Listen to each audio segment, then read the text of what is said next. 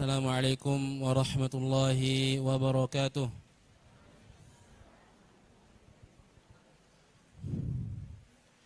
Innal hamdalillah nahmaduhu wa nasta'inuhu wa nastaghfiruh wa na'udzu billahi min shururi anfusina wa sayyiati a'malina.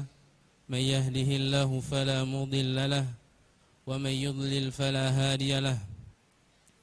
وأشهد أن لا إله إلا الله وحده لا شريك له يجزي المحسنين ويحب الشاكرين ولا يضيع عمل المصلحين وأشهد أن محمدا عبده ورسوله صلى عليه الله ثم سلم ما جال في فلك الفضاء آمينا والآل والصحب الكرام وكل من تبع الرسول مبلغا وأمينا.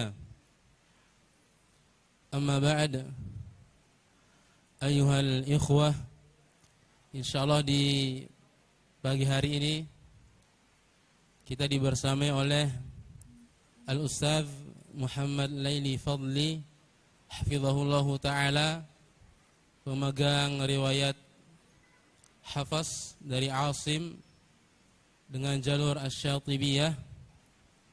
Beliau juga memiliki banyak sanad ulum syar'i, baik hadis dan fikih, dan insyaallah beliau akan menjadi pemateri kita di kuliah iftitah LTQ LPM SCD Muhammad Nasir 1443 Hijriah ini.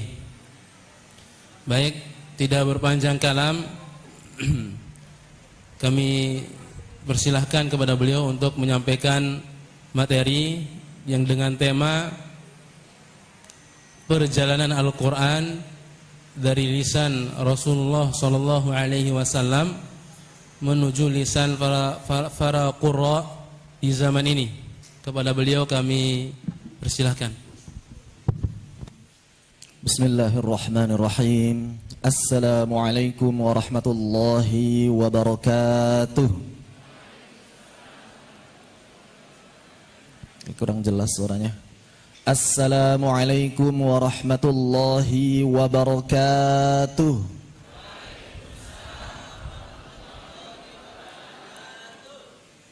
Sekali lagi ya. Alaikumsalam atau alaikumussalam. Ahsantum. Assalamualaikum warahmatullahi wabarakatuh.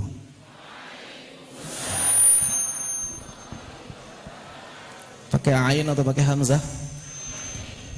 Ngain, ain, alaikum, bukan alaikum, bukan juga alaikum, alaikum. Ahsantum. Innal hamdalillah nahmaduhu wa nasta'inuhu wa nastaghfiruh wa na'udzu billahi min shururi anfusina wa sayyiati a'malina. Man yahdihillahu fahuwal muhtadi wa man yudlil falan tajida lahu waliyyan mursyida. Ashhadu an la ilaha illallah wahdahu la syarika lah wa ashhadu anna Muhammadan 'abduhu wa rasuluhu alladzi la nabiyya wa la rasula ba'dahu. Allahumma anfa'na bima 'allamtana wa 'allimna ma yanfa'una wa zidna 'ilma. Allahumma nawwir qulubana bi nuri hidayatik kama nawwarta al-ardha bi nuri syamsika abadan abada bi rahmatika ya arhamar rahimin. Allahumma arhamna bil Qur'ani waj'alil Qur'ana hujjatan lana wa la hujjatan 'alaina. Amin ya rabbal alamin. Amma ba'd. Fa puji syukur kehadirat Allah Subhanahu wa taala yang mengumpulkan kita dalam majelis penuh barakah ini. Salawat teriring salam semoga tetap tercurah limpahkan pada Nabiullah wa Rasulullah Muhammad. Shalla atau sallo? Yang tafkhimnya lam Allah atau lam shalla? Lam Allah. Berarti shalla atau sallo? Shalla. Sallallahu, bukan sallo ya. Kalau sallo enggak dibaca dalam Solo kampungnya Ustaz siapa? Kalau Solo pakai sin, Solo. Kalau di Arab O itu jadi dhammah, berarti sulu, bukan jadi sad. Bahasa Indonesia ada sad nggak? Ada, tapi tidak disadari keberadaannya. Contohnya kalau ada anak kecil minta ke mamahnya mau minum susu. Susu atau susu? Susu atau susu? Susu pakai sad, tapi tidak disadari keberadaan.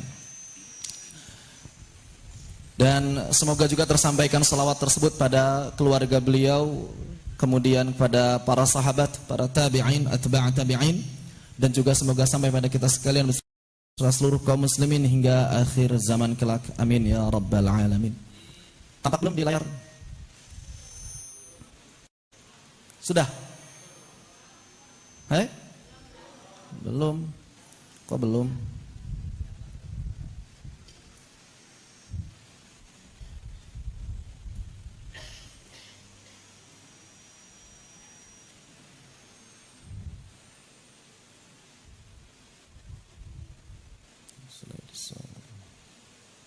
Sekarang? Belum juga kedetek nggak ini? Belum kedetek?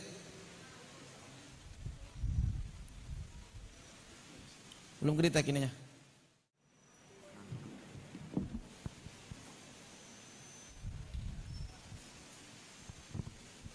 Tampil ya. Alhamdu atau alhamdu? Alhamdulillah. Apa kabar hari ini? Apa kabar hari ini?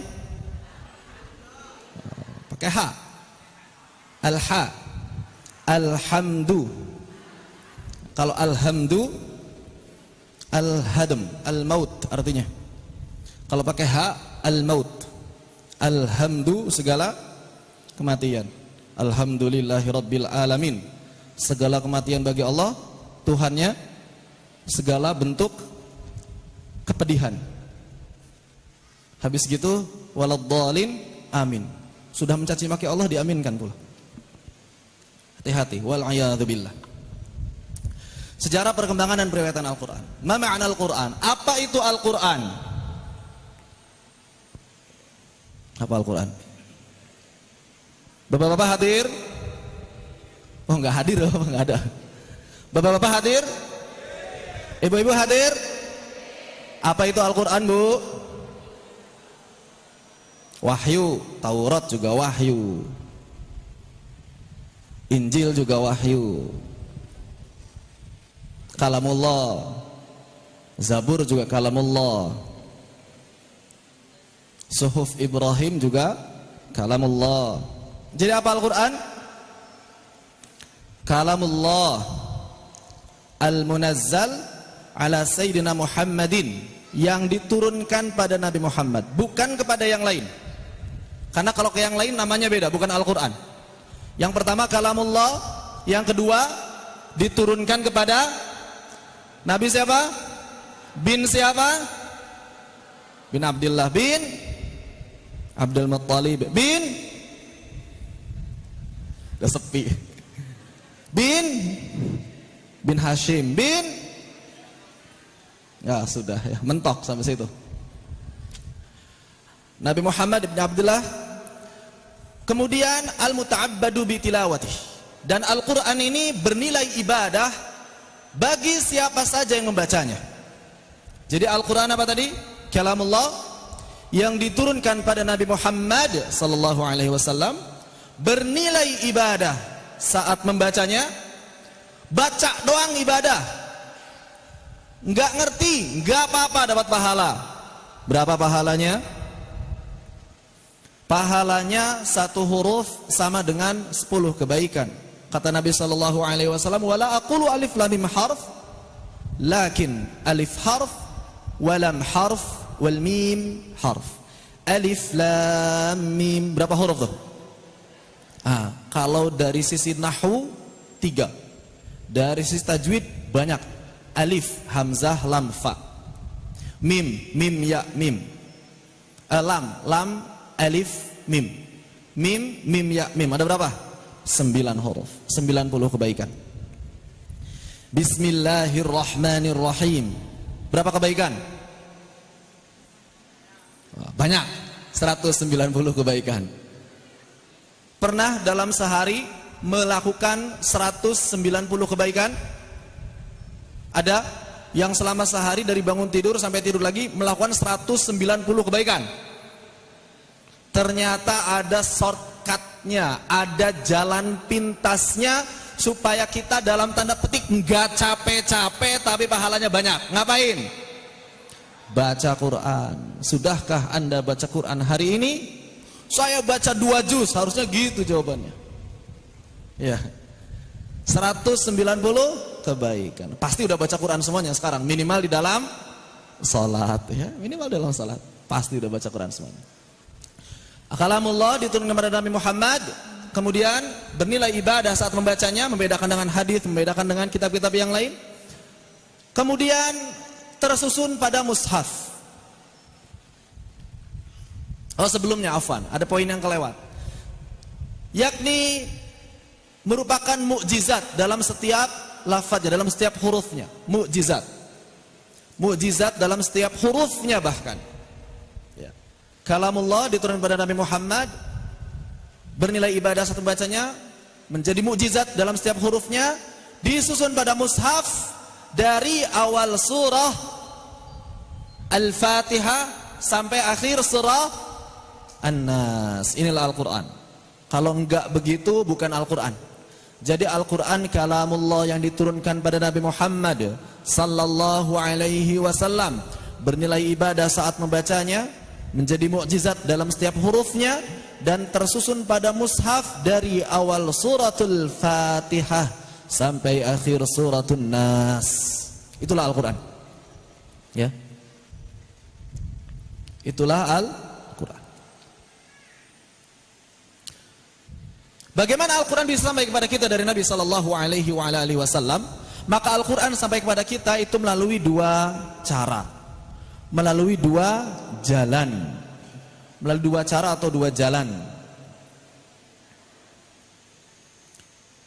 Yang pertama melalui fase penulisan. Yang kedua adalah talaqi. Jadi Nabi sallallahu alaihi wasallam menyampaikan Al-Quran kepada umatnya itu melalui talaqi, dari lisan ke lisan, juga melalui tulisan yang ditulis oleh para sahabat beliau. Lisan dan tulisan. Kalau dari malaikat Jibril ke nabinya sallallahu alaihi wasallam itu tulisan atau lisan? Lisan. Bacaannya. Nabi mendengarkan sallallahu alaihi wasallam, beliau mendengarkan Jibril alaihissalam, kemudian Allah mengaruniai kepada Nabi untuk menghafalnya, untuk memberikan pemahaman dari tafsirnya, untuk mengetahui tulisannya menurut kebanyakan ulama. Lalu kemudian Nabi menyampaikan semua itu kepada para sahabatnya, dan para sahabatnya menulis. Di zaman Nabi, bahkan sebelum Nabi, orang-orang Arab itu enggak biasa nulis, bahkan anti tulisan. Kok bisa? Ya menurut para sejarawan, orang-orang Arab yang nulis itu dinilai orang yang tidak cerdas. Ente masih nulis, hafal dong. Nah, orang Arab begitu. Enggak biasa nulis itu. Nulis itu buat mereka, buat orang-orang yang enggak cerdas. Kata orang-orang Arab zaman dulu. Makanya orang Arab enggak penting buat mereka tahu tulisan, yang penting hafal. Namun Nabi SAW kemudian merevolusi hal tersebut dan memerintahkan para sahabat untuk menulis Al-Quran. Untuk menulis Al-Quran. Ya, awalnya dalam lembaran-lembaran, ditulis di tulang, ditulis di kain-kain, ditulis di batu-batu, sampai kemudian ditemukan kertas, ditulis di atas kertas dan digabung dalam sebuah mushaf. Bagaimana ceritanya tulisan Al-Quran disampaikan kepada kita? Dan apakah Al-Quran yang kita pegang sekarang ini asli? Maka jawabannya, Al-Quran pertama kali diturunkan hanya dengan suara. As-saut, ya ini tafsirannya banyak. enggak dibahas di sini. Kemudian setelah itu Nabi sallallahu alaihi wasallam manggil para sahabat untuk menuliskan dengan media yang ada, apapun itu, ditulis dimanapun itu. Dan Nabi sallallahu alaihi wasallam melarang para sahabat untuk menulis selain Al-Quran. Kenapa? Karena khawatir Al-Quran ini tercampur dengan sesuatu selain Al-Quran.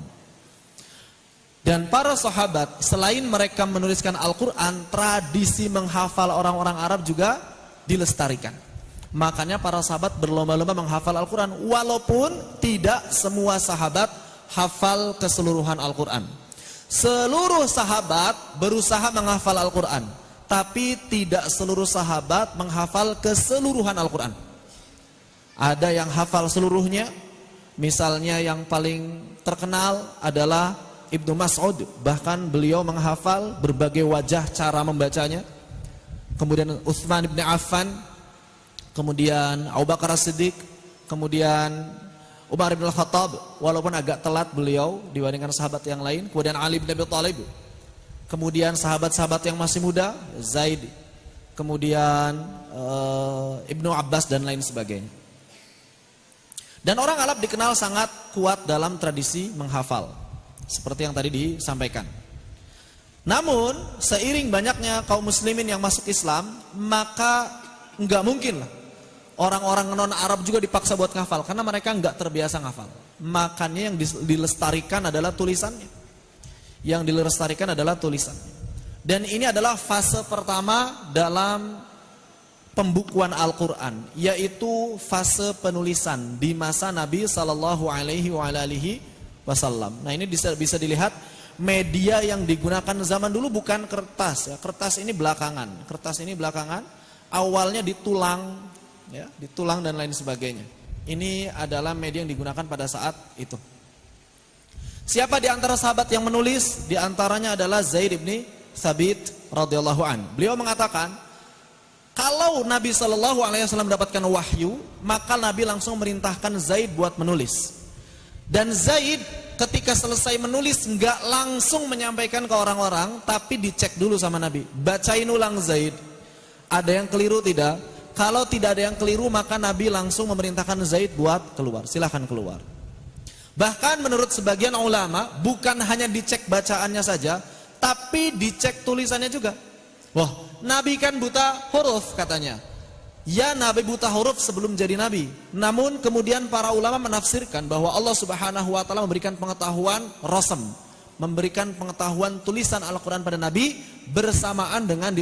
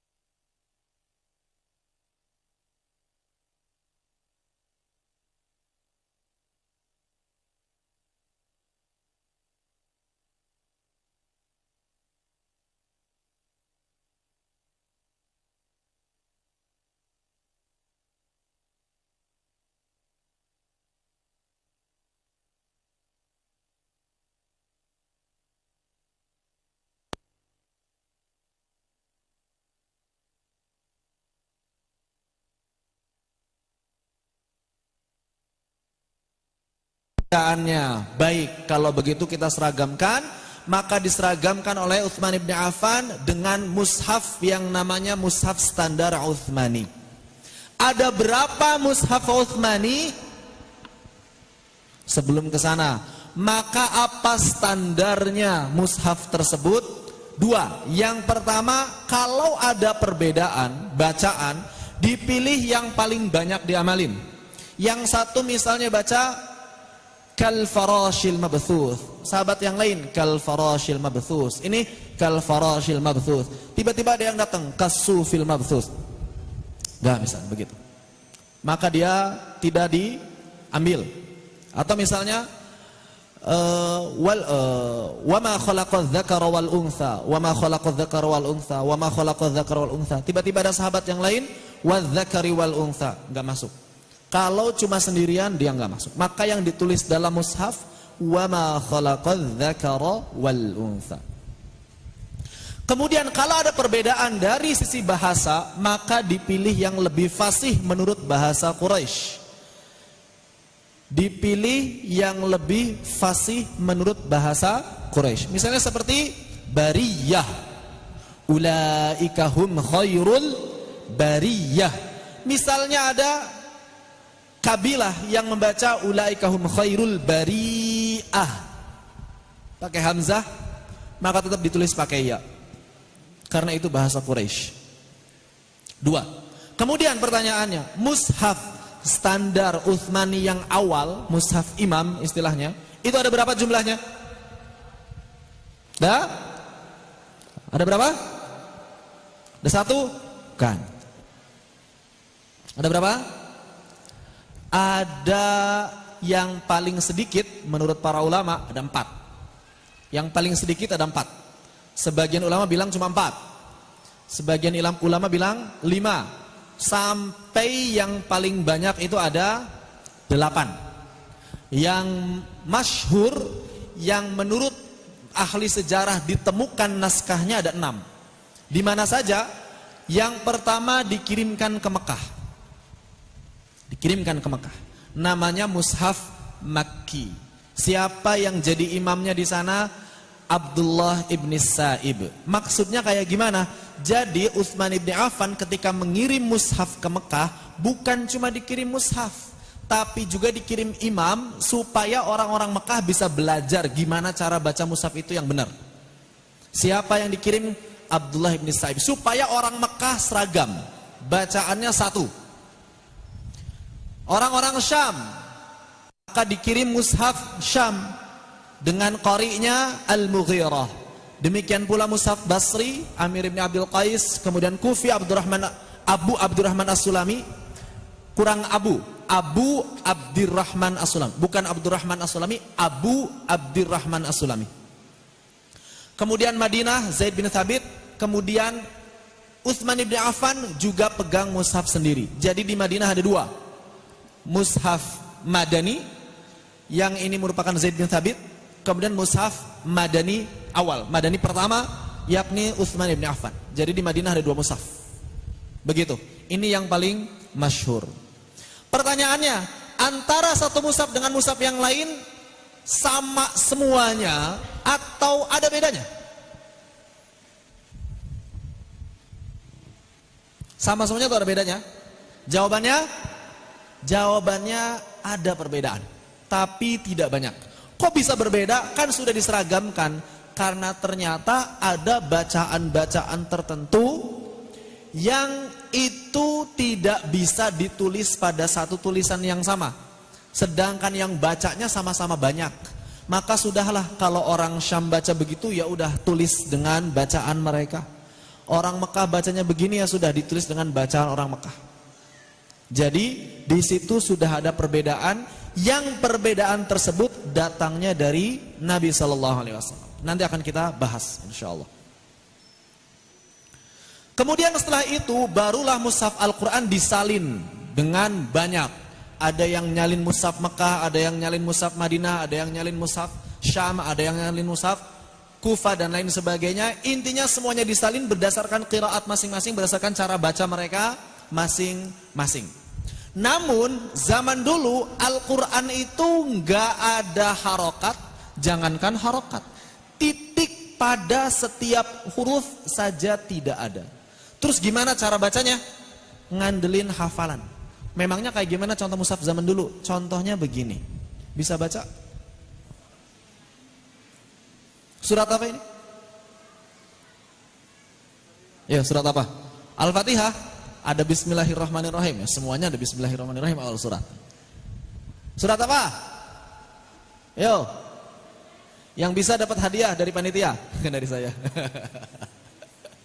Surah An-Nas. Qul a'udzu birabbi an-nas, malik an-nas, ilah an-nas. Surat An-Nas. Kebayang kalau sampai sekarang mushaf kita tulisannya begini. Butuh waktu berapa tahun di LTQ? Surat apa?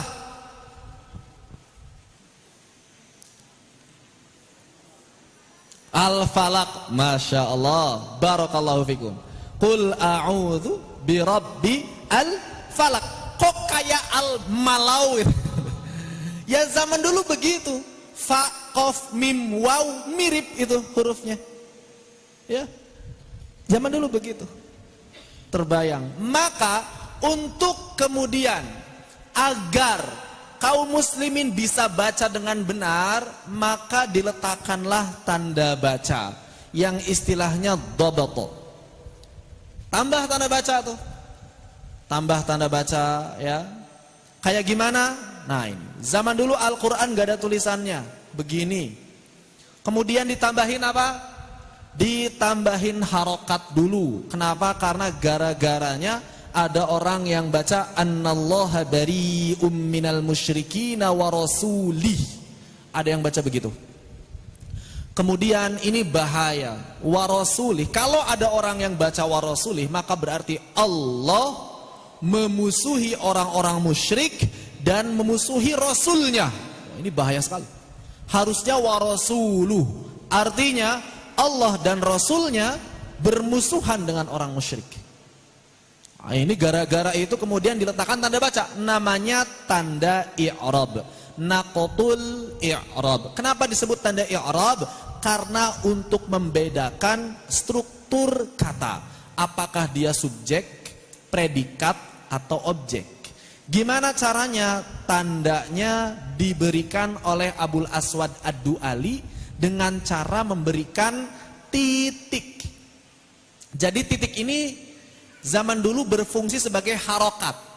Kalau titik di atas itu fathah, titik di bawah itu kasroh, titik di depan itu dhammah. Kalau tanwin tinggal double titiknya. Seperti di sini ada lafadz kullun lahu qanitun. Tapi enggak semuanya pakai titik. Hanya tempat-tempat yang mungkin keliru dibaca. Itu saja. Atau tempat-tempat yang kalau keliru dibaca rusak maknanya. Itu yang diberikan titik. Lama-kelamaan masih kurang juga titik doang. Kenapa? Karena orang Arab juga pada akhirnya belum bisa membedakan ba, ta, sa, ya, nun. Gimana caranya? Maka mesti dibedakan. Apalagi orang-orang non-Arab. Orang-orang non-Arab makin bingung. Akhirnya kemudian ditambahkan oleh Nasr bin Asim dan Yahya bin Ya'mar. Dengan cara apa? Dengan cara meletakkan garis-garis kecil untuk membedakan satu huruf dengan huruf yang lain. Namanya naqtul i'jam. I'jam itu artinya pembeda. Juga berasal dari kata ajam. Ajam artinya non-Arab. Jadi tanda ini memang buat orang-orang non-Arab. Tanda pembeda satu huruf dengan huruf yang lain, ya, untuk agar orang-orang non-Arab bisa baca. Di sini misalnya, nah berarti titik 1 di atas, oh ini berarti huruf dzal.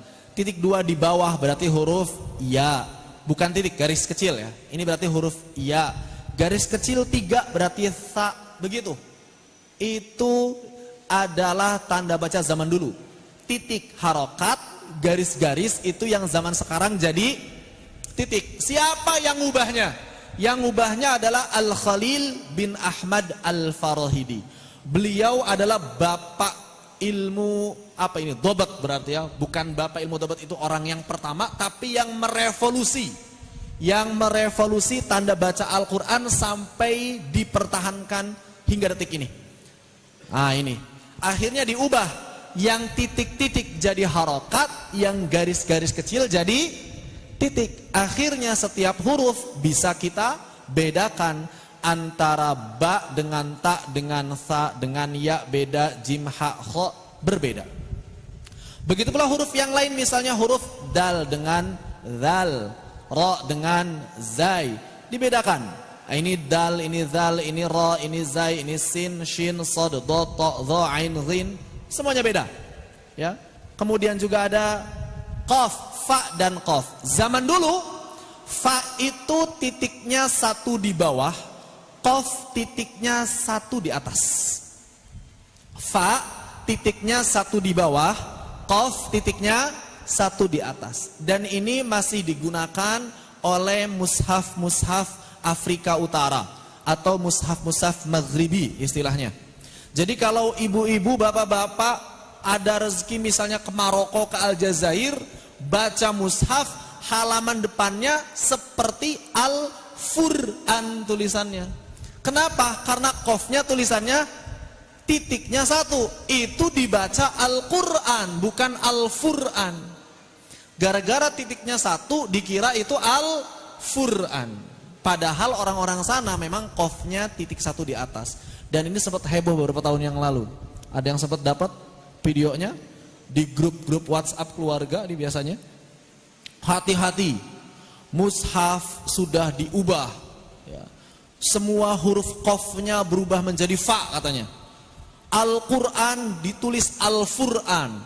Ya. Kemudian dan lain sebagainya. Ya ini semangat untuk membela Islamnya bagus. Tapi kurang ilmu sedikit. Ya, kurang ilmu sedikit. Itu bukan mushafnya diubah, tapi memang standar tanda bacanya beda. Untuk fa dan qaf ada dua standar. Istilahnya standar masyriq, timur, dan standar maghrib, barat. Yang kita pakai di Indonesia pakai timur, pakai barat? Timur. Fa-nya titik satu di atas, qaf-nya titik dua di atas. Jadi dua-duanya di atas. Kalau di barat, Maroko, Aljazair, dan sekitarnya Afrika Utara, Afrika Barat, itu fa-nya titik satu di bawah, qaf-nya titik satu di atas. Dan zaman dulu yang namanya kaf itu nggak ada mirip-miripnya sama lam. Ini huruf kaf. Ini huruf kaf. Nggak ada mirip-miripnya sama lam. Baru-baru ini jadi ubah. Ya. Sin, shin. Ya, kita sudah tahu lah kalau huruf sin dan shin cuma beda font. Zaman dulu pakai fontnya namanya font kufi. Sekarang kita pakai fontnya naskhi atau nasakh. Ya, titiknya pun berubah sedikit. Terus kaf, gimana ceritanya kaf? Nah kaf itu dulunya bentuknya ya seperti ini. Ini kaf. Lama kelamaan nggak tahu pegel, nggak tahu gimana, mungkin butuh peregangan ini si kaf. Lama-lama meregang gitu ya. Lama-lama makin capek juga dia gitu. Lama-lama makin tegak. Makin tegak lagi. Sampai akhirnya para ulama sudahlah potong aja kepalanya biar enggak ribet. Dipotonglah kepala. Kok jadi mirip lam ya? Akhirnya buat membedakan kaf dengan lam, gimana caranya? Diletakkan apa di atasnya? Hamzah. Kurang ilmu sedikit. Bukan hamzah ibu-ibu. Itu bentuk kaf zaman dulu. Tuh. Cuma kan orang zaman dulu kan nulis pakai tinta, pakai apa? Kuas. Ribet lama kalau begini. Disederhanain aja, serat. Makin lama makin kecil. Nah, begitu. Serat gitu. Dikira hamzah. Kan hamzah itu kaf. Buat apa? Membedakan dengan lam. KTP-nya kaf tuh ya itu. Kalau nggak ada itu dia jadi lam. Untuk membedakan kaf dengan lam. Lah terus hamzah gimana? Zaman dulu hamzah itu nggak ada bentuknya. Nggak ada bentuknya kayak gimana? Ya nggak ada bentuknya. Nggak ada bentuknya. Saya analogikan pakai bahasa Indonesia nih. Bahasa Arab ada yang namanya huruf hijaiyah. Bahasa Indonesia ada yang namanya huruf abjad. Huruf abjad ada yang namanya konsonan, ada yang namanya vokal. Huruf Arab ada nggak? Semua hijaiyah konsonan. Terus vokalnya di mana? Huruf vokalnya Arab itu adalah harokat. Itu huruf vokalnya Arab. Fathah itu vokal A. Kasroh vokal I, dhammah vokal U. Pertanyaan, hamzah itu konsonan atau vokal? Konsonan. Bahasa Indonesia ada hamzah nggak? Kalau kita ngomong suaranya ada nggak suara hamzah? Pertanyaan nih, A, I, U, hamzah atau bukan? Saya baca lagi ya. A, I, U. Itu huruf apa kalau dalam bahasa Arab?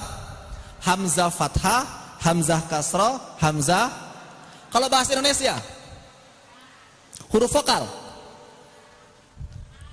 Contoh, B ditambah U. Bacanya apa? Kenapa enggak U? Kenapa? Karena ternyata hamzah dalam bahasa Indonesia kalau di depan atau dia kalau hidup ternyata bergabung dengan huruf vokal.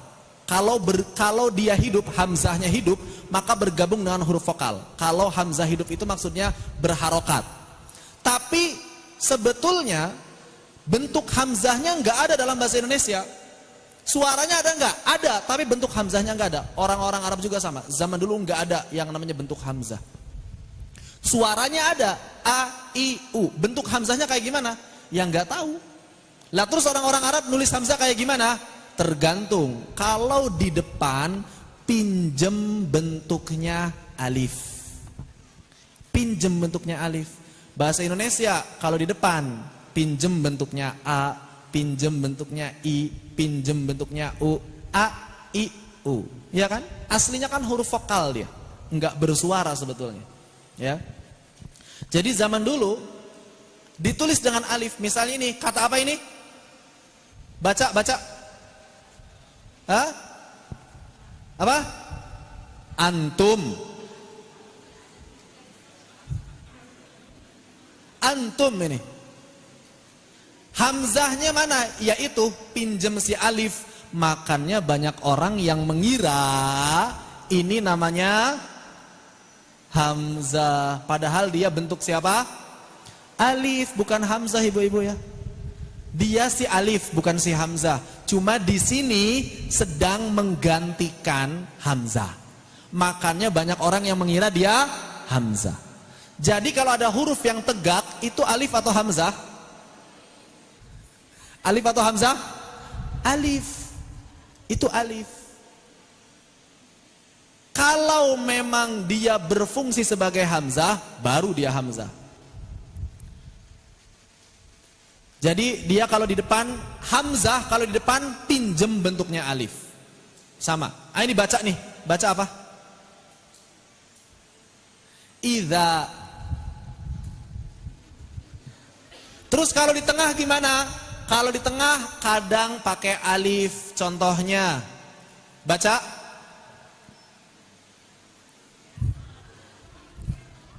Ya'murukum. Gara-gara pakai alif, ada yang baca ya'murukum, ada yang baca ya'murukum. Dua-duanya sahih. Padahal sudah ada tulisannya di sini ya. Mu'minin, ada yang baca mu'minin, pakai waw. Ini waw atau hamzah?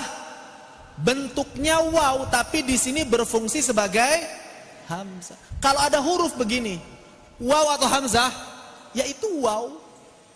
Cuma di sini dia sedang berfungsi sebagai hamzah. Kadang-kadang pakai iya.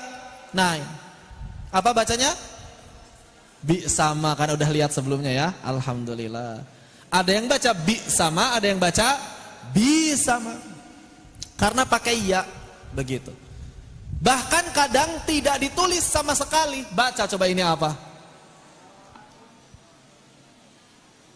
Huruf apa itu kata?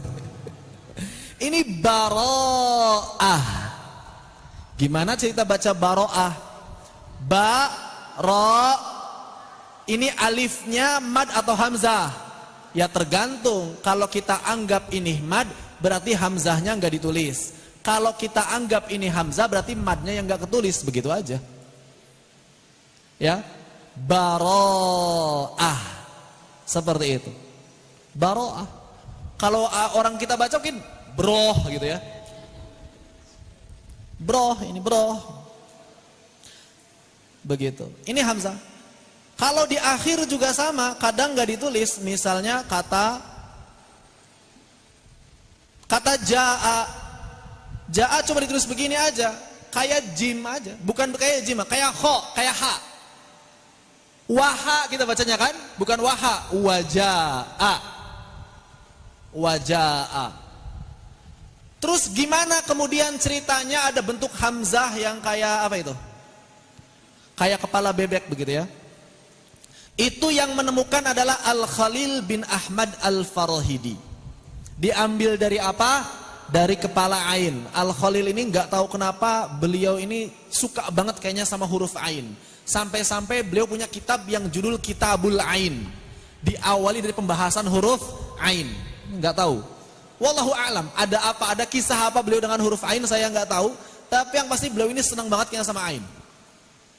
Akhirnya diambillah kepalanya ain buat melambangkan hamzah. Beda sama kepalanya si kaf, itu huruf kaf. Ini ain, ya. Ain berubah jadi hamzah. Kenapa diambil dari ain? Karena dekat makhrajnya. Makhraj hamzah di mana? Makhraj hamzah di mana? Pangkal tenggorokan. Tepatnya di bagian mana? Pita suara. Kalau ain tengah tenggorokan. Tepatnya di mana? Di mana Pak? Iya tengah tenggorokan, tahu saya juga. Tengah tenggorokan banyak tengah tenggorokan nih. Di mananya? Bagian mananya? Ibu-ibu bagian mananya Bu? Hah? Ngarang itu. Bagian mana Pak? Pak, bagian mana Pak? Ain di mana Pak? Halo? Halo Bapak-bapak? Diam-diam baik. Ngopi Pak, ngopi. Ain itu di katup epiglotis. Apa itu katup epiglotis? Buka buku biologi SMA. Ada. Di bab apa? Di bab saluran pernafasan. Ada namanya katup epiglotis. Itu ain. Suaranya gimana Pak? Oh, bukan. A. Coba A. Bukan oa. Oa, bukan. A. Ai. Au. Bukan bukan. Au. Ai, au, ba. Bukan bau. Ba. Ya, bukan dari hidung, Pak. Dari katup epiglotis, ya. Jadi bukan oa. Alhamdulillahi rabbil alamin. A'udzu, a'u. Kemudian huruf shad, dad, ta, dha zaman dulu kembar. Jangankan sama empat-empatnya. Sekarang aja yang cuma dua samanya masih banyak yang keliru. Ya. Gara-gara sama ya dibedain lah. Kasihlah apa, kasih buntut begitu ya biar beda.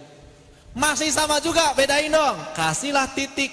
Kurang baik apa coba para ulama sama kita? Masih kurang juga dikasih harokat. Masih kurang juga dikasih warna. kurang juga dikasih tulisan Latin di bawahnya. Masih kurang juga.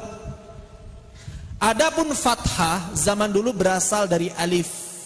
Dimiringin alifnya jadi fathah. Kalau ya dari apa? Bukan alif, dari ya. Kalau kasroh itu dari kalau kasroh bukan alif tapi dari ya kecil. Kalau domah dari waw. Kalau kasroh dari ya kecil. Ini bentuk ini namanya huruf ya kecil. Pernah lihat di mushaf Madinah ada yang kayak koma begitu? Sebagian orang mengira di situ koma. Setiap ada ya kecil berhenti, waqaf. Kenapa ada koma? Itu bukan koma, Pak. Ya. Itu ya kecil. Biasanya berada setelah ha domir. Seperti lafaz raj'ihi misalnya. Ada tuh kata ini, ya. Akhirnya diubah jadi kasroh. Begitu. Adapun tanwin dikasih double. Ini tanwin. Cuma zaman dulu beda. Kalau dhammatainnya izhar, maka dhammah ditambah nun. Begini zaman dulu. Cuma kan ribet ya nunnya ditulis begitu, dibalik aja deh nunnya. Begitu. Makanya dalam mushaf Madinah ada dua versi dhammatain. Di sini belajarnya mushaf Madinah, mushaf Indonesia. Mushaf Madinah. Berarti kalau mushaf Madinah harus tahu tanda baca seperti ini. Ada yang dhammah pakai topi, ini nun terbalik. Ada yang dhammah bertumpuk. Kalau pakai topi begini pasti izhar. Kalau dhammatainya bertumpuk pasti bukan izhar. Enggak perlu dikasih warna, udah tahu hukumnya apa. Sukun dari mana sukun? Sukun dari kepala huruf kha. Dari kata khafif atau khali anil harakah. Diambil kepalanya jadilah sukun. Ini yang berkembang di timur versi kita. Versi orang-orang barat, Maroko, Aljazair sekitarnya diambil dari kepala huruf mim, dari kata jazm. Diambil kepala mimnya jadi bulat. Ini sukunnya orang-orang Afrika. Tasydid dari kata apa? Syadid. Ambil kepala sinnya. Ini tanda tasydid. Kemudian yang menarik di mushaf Madinah ada yang namanya tanda silah. Hamzah wasal. Nah ini dia hamzah wasal. Tanda silah namanya. Asalnya tulisan sod lam tak marbutoh, dipotong belakangnya jadi kepala sod saja. Jadi itu ibu-ibu yang ada di atas alif biasanya begini hamzah wasal. Ini bukan dhammah. Sebagian orang mengira dhammah. Selalu dibaca u, ya mirip kecebong sedikit bentuknya, bukan dhammah. Ini namanya tanda silah, menandakan bahwa hamzahnya hamzah wasol. Hamzah wasol itu kayak gimana? Dibunyikan kalau di awal, tidak dibunyikan kalau di tengah. Enggak bunyi kalau di tengah. Seperti kata bismillah, sebelum kata Allah itu di awalnya hamzah wasol. Enggak dimasuk ketika ingin menyambung surah Al-Fatihah. Iyyaka na'budu wa iyyaka nasta'in nuhdina. Bukan nasta'inu ihdina, itu hamzah wasal. Bunyi kalau di awal doang. Ihdina. Kalau di tengah nasta'inu dina. Hamzah wasal enggak bunyi kalau di tengah. Ya. Kenapa enggak bunyi? Ya emang begitu cara baca orang-orang Arab. Kan orang Indonesia juga kadang ada yang begitu. Oh bukan orang Indonesia, orang Sunda. Aya orang Sunda di dia. Aya orang Sunda, Priangan Timur, Bandung, Garut, Tasik dan sekitarnya. Ada orang Sunda yang kalau huruf di tengah itu tidak dibaca, leres teu. Sunda atau napi Suna. Sunda atau napi Suna. Sendal atau senal. Senal, teu aya sendal di Sunda mah. Senal ayana. Sendok atau napi senok. Senok aya sendok di Sunda mah. D-nya hilang. Sendok tulisannya bacanya senok. Ya. Kalau di Makassar, di Bugis ada idgham. Ada idgham bahasa Bugis. Bakso, B-A-K-S-O tulisannya. Oh ini orang Indonesia juga sama nih. Bakso, bacanya kayak gimana Bu? Orang sini. baso, nggak ada yang baca bakso. Bang mau beli bakso bang, apalagi pakai hams. Bang mau beli bakso bang, nggak ada. Kaknya hilang. Kenapa baca begitu? Ada rumusnya nggak? Ya emang begitu bahasa sini. Di Makassar beda, pakai idgham. Bakso jadi basso, pakai idgham. Kafnya idgham ke sin. Ya. Basso. Di Jawa beda lagi. Di Jawa pakai ibdal. Kafnya diibdal ke hamzah. Bakso. Ya kan? Ada model-model begitu. Bahasa Inggris lebih aneh. Dalam bahasa Inggris huruf apa ini? O. Ini N. Ini I.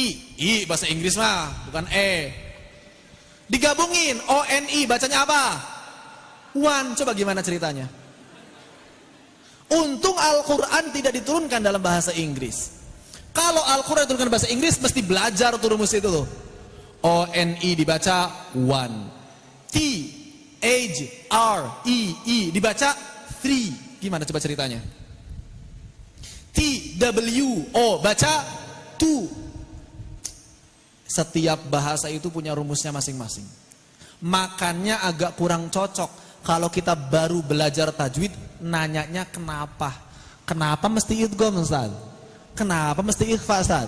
Ustadznya harusnya balik nanya, kenapa O-N-I dibaca one gitu? Gak bisa. Tahap awal belajar itu pertanyaan yang tepat bukan kenapa, tapi bagaimana. Bagaimana cara baca ikhfanya, bagaimana cara baca idghamnya, bagaimana cara baca izharnya, bukan kenapa. Ya, begitu. Dalam bahasa Inggris lagi-lagi misalnya T-H-I-S baca this, bukan this. Ya kan? Begitu. Gak bisa kita jawab kenapa secara pasti. Karena bahasa itu berkembang secara alamiah. Kemudian ada yang namanya tanda mad. Nah ini orang-orang Indonesia ada yang bilang bendera lah. Ada yang bilang alis lah. Ada yang bilang kumisnya Pak Raden lah. Ini berasal dari kata mad. Mimdal. Cuma ribet, kepala mimnya dipotong kalau nulis biar cepet. Lama-kelamaan diperhalus, diperindah, jadilah tanda mad. Tanda apa namanya? Jangan ada lagi yang bilang tanda alis. Tanda mad.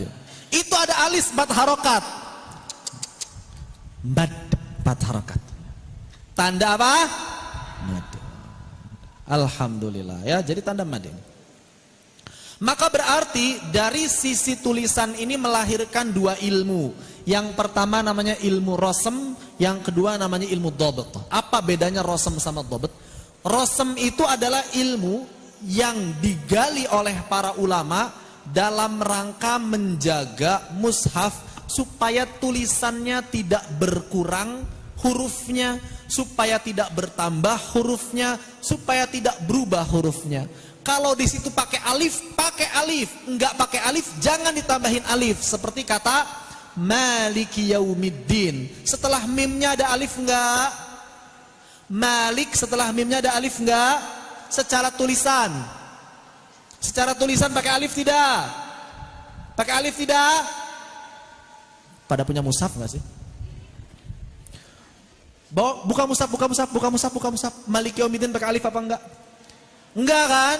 Bacanya panjang enggak? Kenapa baca panjang? Kenapa baca panjang? Kan enggak ada huruf madnya. Kan tanda mah baru datang belakangan. Kenapa kita baca panjang Maliki Yaumiddin? Kenapa Pak? Halo? Kan enggak ada madnya. Dari sononya dari mana? Secara bahasa Arab dibacanya apa? Maliki Yaumiddin. Nah kenapa berani-berani dibaca panjang? Hayo lu. Hah? Karena sahih dari Nabi. Mana hadisnya? Riwayat siapa? Bukan gitu cara nyari dalil qiraat. Ya, nyari dalil qiraat itu bukan di hadis. Nyari dalil qiraat itu di periwayatan guru. Hadis riwayat bukan. Qiraah riwayat siapa? Tajwid riwayat siapa? Ya riwayat guru saya. Sanadnya dari mana gurunya? Baru ditelusuri seperti sanad hadis sampai Nabi apa enggak? Begitu. Yang baca panjang misalnya qiraat riwayatnya siapa? Riwayah Hafs. Misalnya Hafiz atau Hafs. Siapa? Kita baca pakai riwayah siapa? Hafs. Bukan apalagi Hafiz.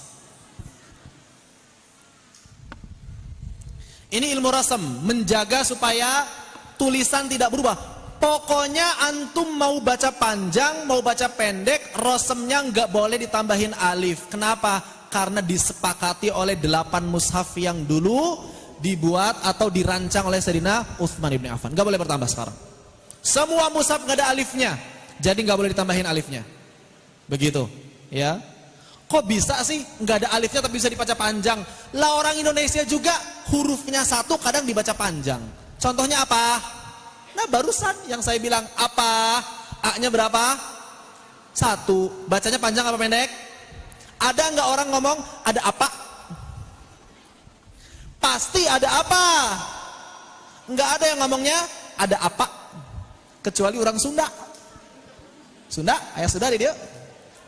Sunda mah tah eta, bukan tah eta, tah eta. Tapi bahasa Indonesia enggak. Bahasa Indonesia itu pasti panjang ujungnya, karena enggak bisa satu harokat orang Indonesia. Ada apa? Enggak. Ada apa? Sepeda? Mau beli apa? Mau beli sepeda? Enggak enak. Mau beli apa? Mau beli sepeda. Tuh panjang pakai mad. A-nya ada berapa? Kenapa berani-beraninya baca 2? Ya karena memang bisa dibaca begitu.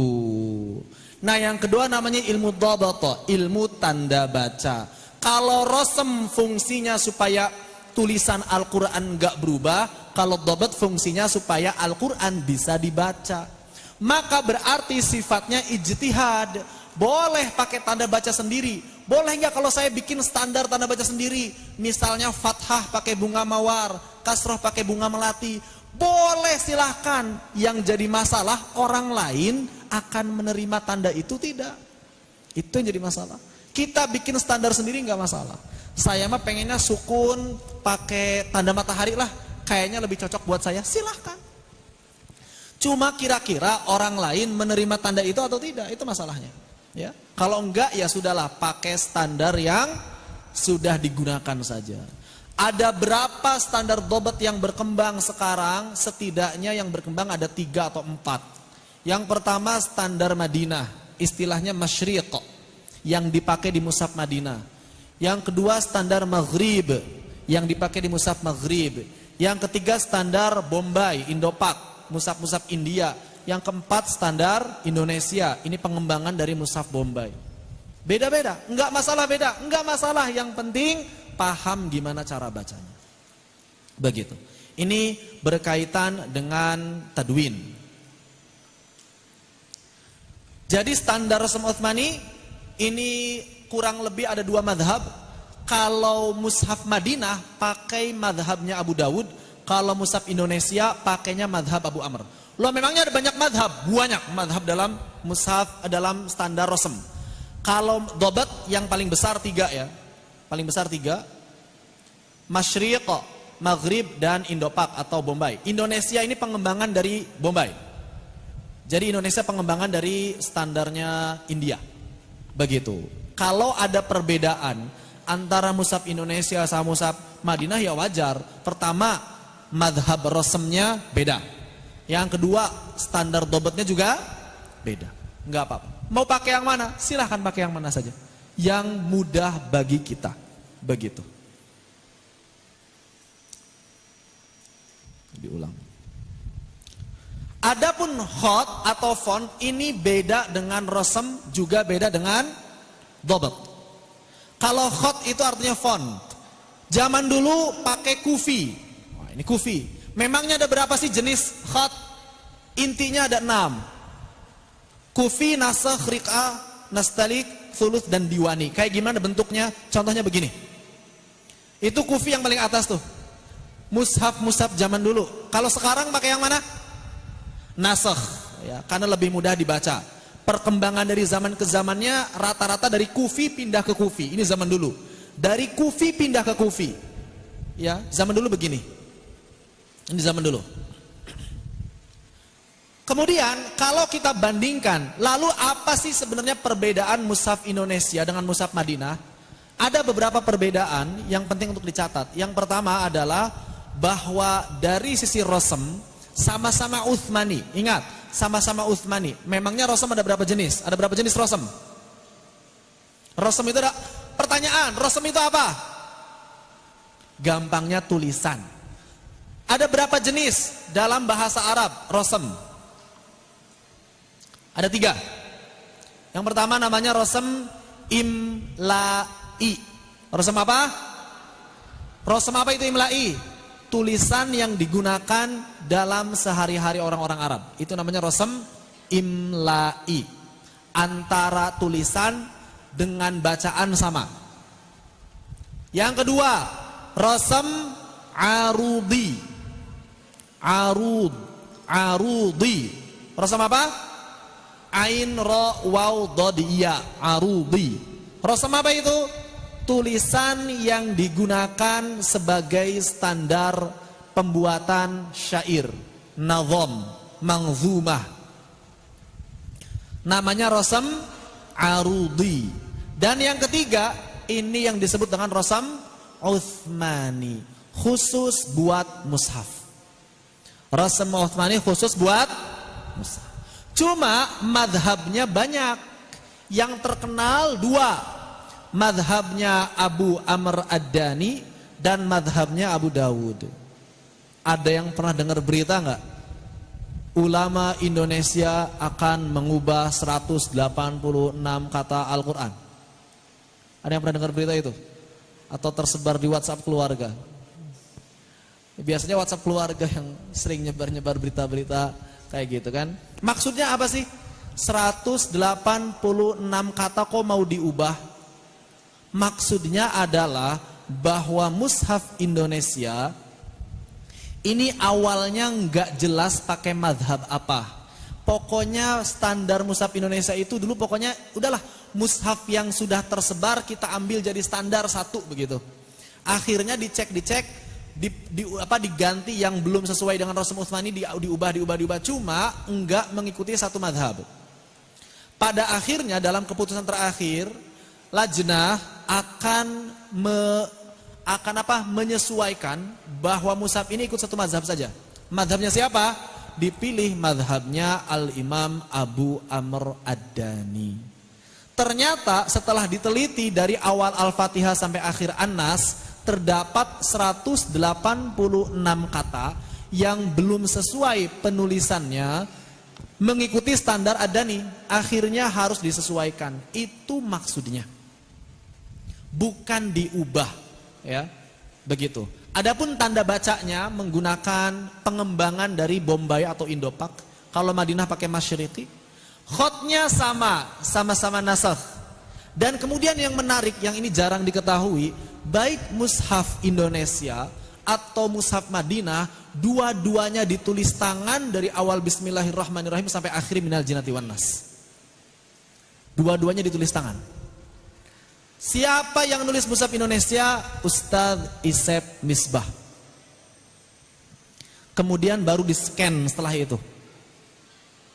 Adapun mushaf Madinah yang nulisnya Dr. Utsman Toha. Sama-sama tulisan tangan. Contoh perbedaannya, nah di sini. Contoh perbedaannya ya. Kalau tanda, ini rosemnya sama kan? Rosemnya sama, hurufnya nggak ada yang berbeda. Ba, sin, mim, alif, lam, ha, itu rosem. Sama. Tanda bacanya beda. Mulai beda di mana mulai beda? Di hamzah wasol. Standar Madinah pakai tanda silah. Mushaf Indonesia atau dikenal MSI. Apa itu MSI? Mushaf Standar Indonesia. Ini nggak pakai apa-apa. Kemudian lafadz Allah, mushaf Madinah fathahnya miring. Mushaf Indonesia fathahnya berdiri. Ini tanda baca yang berbeda. Mim mad. Mushaf Madinah mim fathah ditambah mad. Mushaf Indonesia langsung mim fathah berdiri. Itu perbedaan. Kemudian tanda-tanda mad seperti ini dalam mushaf Indonesia pasti ada tanda sukun. Dalam mushaf Madinah nggak ada tanda sukun.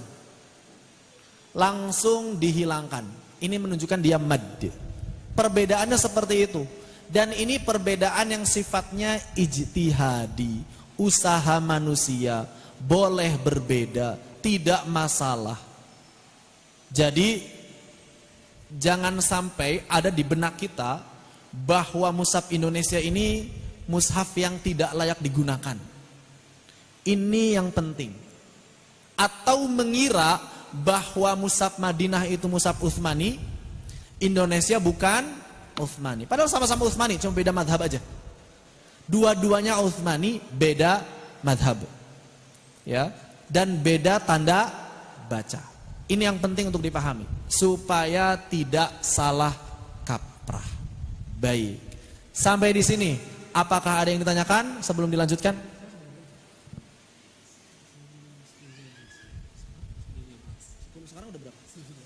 Oh, udah lewat sekarang. Waktu saya udah lewat. Proses talaki belum dibahas. Bahas dulu. Agak ngebut dikit nggak apa-apa ya. Yang kedua adalah talaki. Gimana cara talaki? Ya kita sedikit aja. Nabi bertalaki kepada malaikat Jibril, Nabi mentalakikan pada para sahabat mentalakikan pada para tabi'in, seterusnya seperti itu. Yang jadi masalah begini. Kan katanya di zaman Utsman mushaf itu sudah diseragamkan. Kenapa sekarang hari ini bacaan Al-Quran masih berbeda-beda? Baca Al-Quran beda-beda atau sama sih? Bacaan Al-Quran itu seragam semuanya atau ada perbedaan? Ya? Pernah dengar ceramah kiai-kiai zaman dulu enggak? Yang bilang Al-Quran itu bacaannya semuanya sama, sampai titik komanya pun enggak ada yang berbeda. Ini kurang tepat. Bacaan Al-Quran itu berbeda. Berapa variasi? Berapa variasi Pak? Bu? 7. Ibu-ibu? 7 juga? Sedikit amat.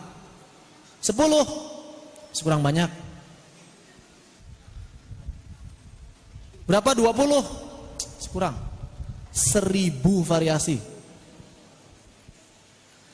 Kok bisa 1000? Nanti kita bahas di sini ya. Ada 1000 variasi bacaan Al-Quran. Di zaman Utsman kan udah diseragamin. Kenapa kok masih beda? 1000 lagi bedanya. Ada yang bisa jawab? Karena ada 3 alasan setidaknya. Yang pertama, Rasm Utsmani itu muhtamal. Apa muhtamal? Satu tulisan bisa dibaca dengan beberapa cara. Satu tulisan bisa dibaca dengan beberapa cara. Itu namanya muhtamal. Yang kedua, sahabat memang nerima talaki dari nabinya beda-beda. Yang satu, alhamdulillahirabbil alamin. Yang lain, alhamdulillahirabbil alamin. Beda.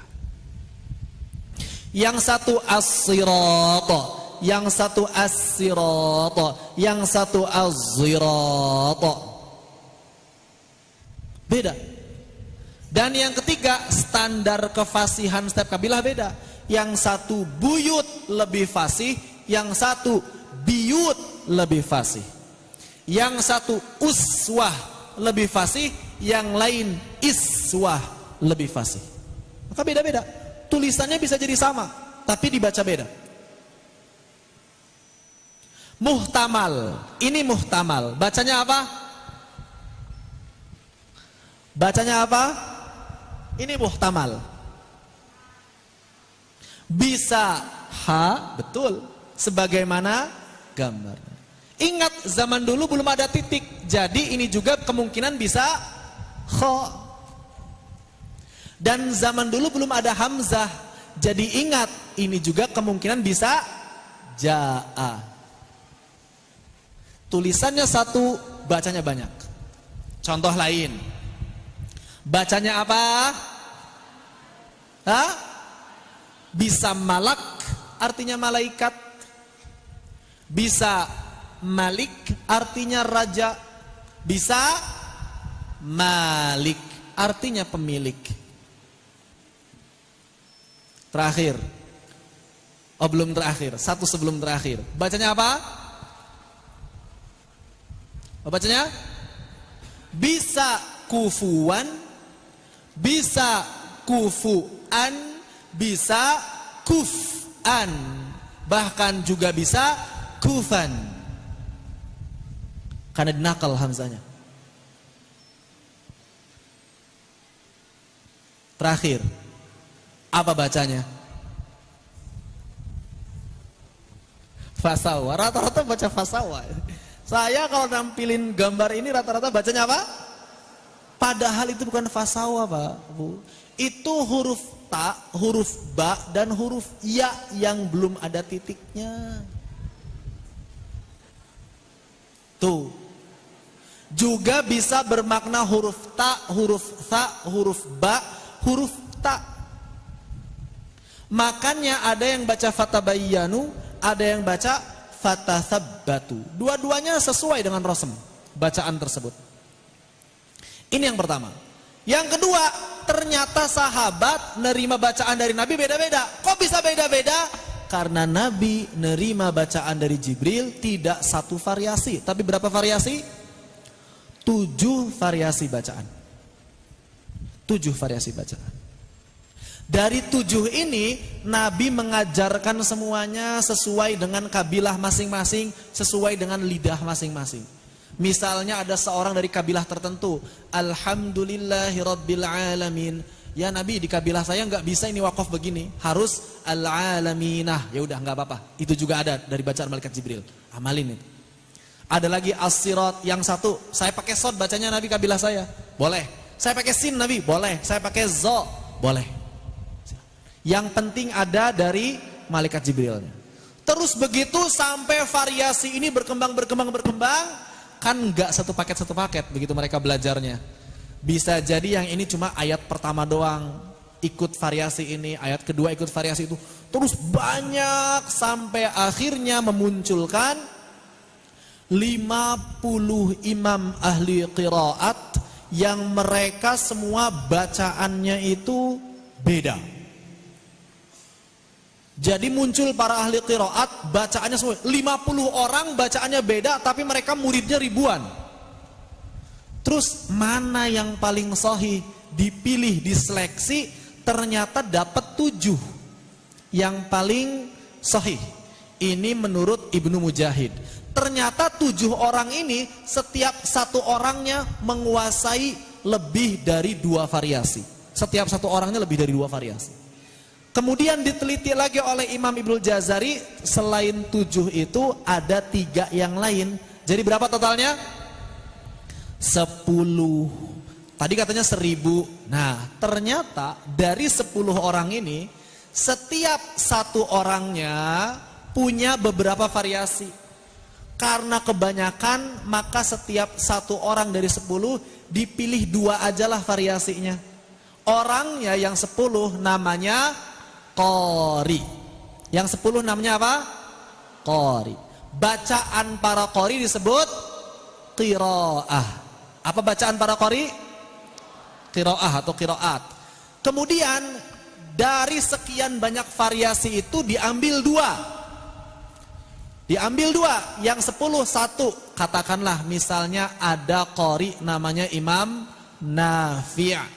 Diambil 2 variasi, yang diamalin sama Warsh dan yang diamalin sama Qalun. Warsh dan Qalun itu rawi. Siapa namanya? Bacaannya riwayah. Qiraah 1. Muncul 2 apa namanya? Riwayah. Qiraahnya 1, riwayahnya 2. Kalau qiraahnya 10, riwayahnya berapa? 20. Ternyata satu rawi, satu periwayat juga kadang-kadang punya beberapa variasi. Misalnya kita rawinya siapa? Riwayah kita siapa?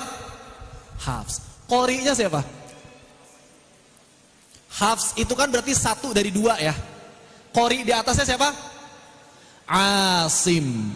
Saudara seperguruannya Hafs yang satu lagi siapa berarti? Kan satu qori ada 2. Hafs sama siapa?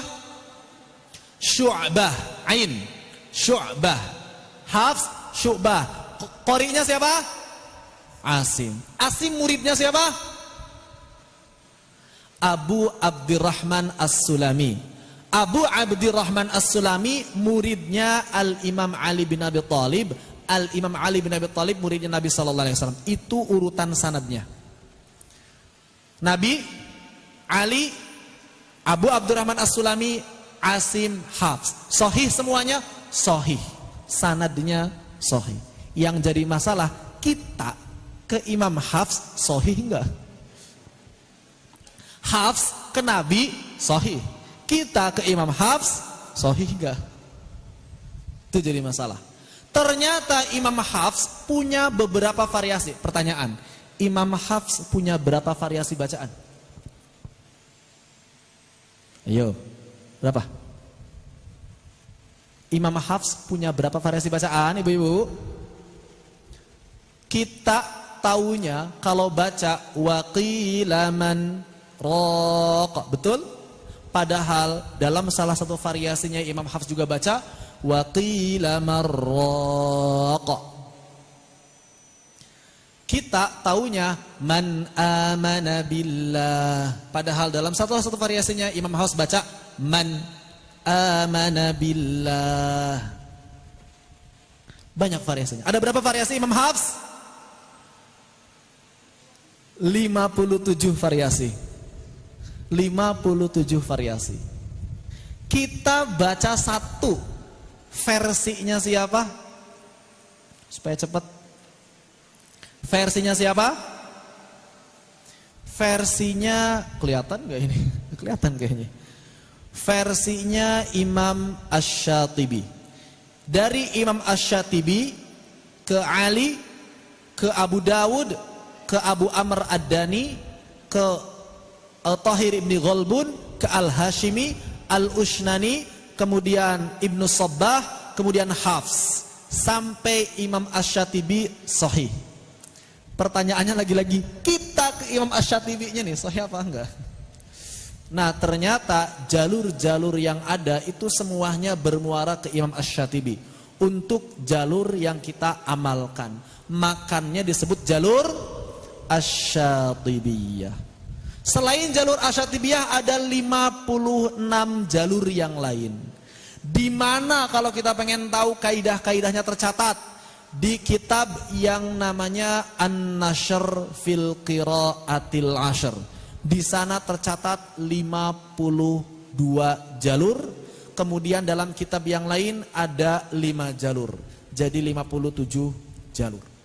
Itulah jalur-jalur riwayat Imam Hafs. Dan kita hanya diperintahkan untuk mengamalkan satu saja, enggak usah banyak-banyak. Ya sudah, yang paling mudah yang sudah bisa kita amalkan, yang juga dikuasai oleh guru-guru kita, rata-rata riwayat Hafs jalur Asy-Syatibiyah. Kemudian muncul pertanyaan, kenapa kok dari sekian banyak riwayah, 20 riwayah, yang paling banyak tersebar itu Hafs? Ini ada beberapa faktor. Yang pertama, yang paling mudah disusun kaidahnya. Kalau cara bacanya mungkin yang lain ada yang lebih mudah, tapi secara kaidah Hafs paling mudah. Yang kedua, prakteknya mudah buat orang non-Arab.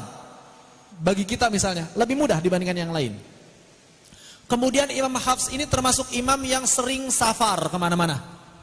Banyak bersafar sehingga murid-muridnya itu dari berbagai macam negeri yang menyebarkan bacaan beliau. Dan yang terakhir ini faktor Turki Utsmani, di mana mereka secara fikih mazhabnya Hanafiyah dan secara qiraah pakai Hafs. Akhirnya ketika mencetak mushaf pertama kali, percetakan modern itu dicetak dengan tanda baca harokat versi Imam Hafs. Itulah yang membuat riwayat Hafs banyak tersebar hingga sekarang. Wallahu a'lam bissawab. Mudah-mudahan bermanfaat. Apabila ada yang didiskusikan, dipersilakan. Afwan yang bagian kedua agak singkat, tapi mudah-mudahan tidak mengurangi keberkahan kita. Bisa dilanjutkan ditanya jawab. Assalamualaikum warahmatullahi wabarakatuh.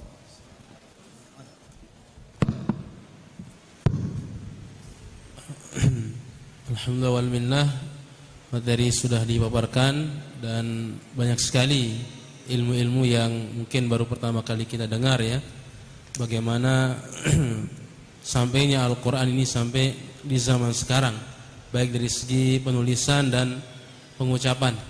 Baik, kita ucapkan kepada Al-Ustaz, jazakumullahu khairan. Semoga Allah Subhanahu wa taala memberikan balasan yang terbaik dari sisinya kepada Al-Ustaz. Mungkin dari peserta yang menghadiri kuliah iftitah ini ada pertanyaan, dipersilahkan. Dari ikhwan barangkali ada? Dari ikhwan? Enggak ada? Yang dari ummahat? Enggak ada juga? Sudah jelas? Insyaallah jelas ya. Alhamdulillah. Baik. Demikian acara tausiah di kuliah iftitah LTKI LPM SCD Muhammad Nasir. Semoga Allah Subhanahu wa taala memberikan kepada kita ilmu yang bermanfaat, rezeki yang halal dan thayyibah, dan amalan yang diterima di sisi Allah Subhanahu wa taala. Saya selaku MC mengucapkan beribu-ribu maaf dan kami mengakhiri. Assalamualaikum warahmatullahi wabarakatuh. Ada penyerahan penghargaan dari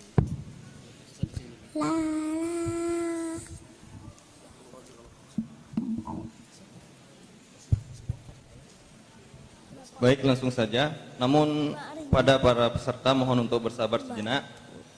Sekarang akan ada penyerahan penghargaan, kemudian dilanjutkan nanti bagian sertifikat. Untuk acara sekarang adalah penyerahan penghargaan dari LTQ untuk pemateri. Pada Al-Ustaz Syuhaidi dipersilahkan.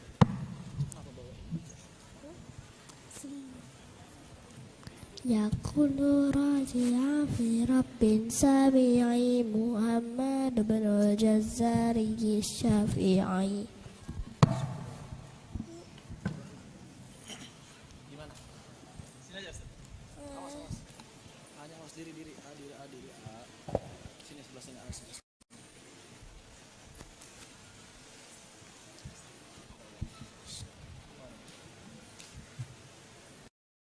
Sifat wahadarun wadikhun mustafil munfatihun mustatadun wahtitakul mahmuzuha fahazahu syakhsun sakat syadiduha lafzu ajid qadim bakat wa baina ikhwin wa syadidin umar والسبع يتوصلت كالحصى والصاد ضاد ضاء ضاء متباقى وفر من بالحروف المذلقة. Baik, bismillah, kita melanjutkan acara.